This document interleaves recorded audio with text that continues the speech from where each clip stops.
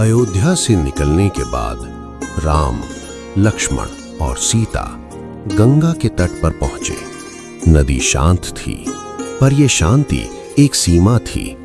इस पार राज्य था, उस पार वन। गंगा घाट पर निषाद राज गुहा उपस्थित थे। राम को देखकर वे आगे आए और बोले, प्रभु, ये वन मेरा राज्य है। आज से आप मेरे अतिथि नहीं, मेरे मित्र हैं। गुहा ने अपने सेवक केवट को बुलाया और कहा, राम को गंगा पार कराओ।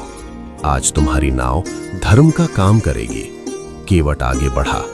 उसने राम के चरणों को देखा, फिर हाथ जोड़कर बोला, प्रभु, मैं आपको नदी पार करा दूंगा, पर पहले एक विनती है।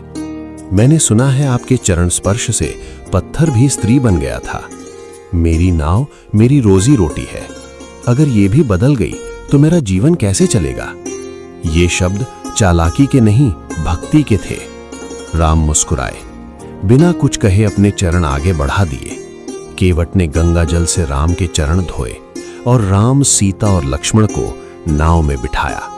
नाव धीरे धीरे गंगा के बीच पहुंची।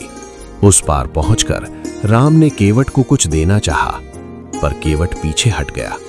प्रभु, आज आपके चरण धोने का सौभाग्य मिल गया। इससे बड़ा किराया मेरे लिए कुछ नहीं। गुहा ये दृश्य देखकर भावुक हो गए। इस तरह राम गंगा पार हुए और अयोध्या पूरी तरह पीछे छूट गई। गंगा के उस पार गुहा के राज्य में उस रात विश्राम हुआ। सीता थकी हुई सो गई।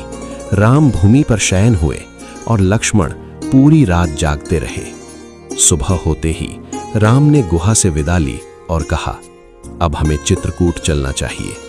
वन का मार्ग कठिन था, पर मन शांत। अंततः वे चित्रकूट पहुंचे। राम ने पहाड़ों और वन को देखा और कहा, यहीं हम वनवास का कुछ समय बिताएंगे। यहीं आश्रम बना, यहीं वनवास स्थिर हुआ। पर इसी चित्रकूट की शांति में आने वाला था एक ऐसा पल जो राम और भरत दोनों के जीवन को हिला देने वाला था। अगर आप ऐसी ही सनातन कहानियां सुनना चाहते हैं तो इस चैनल को सब्सक्राइब कर दो।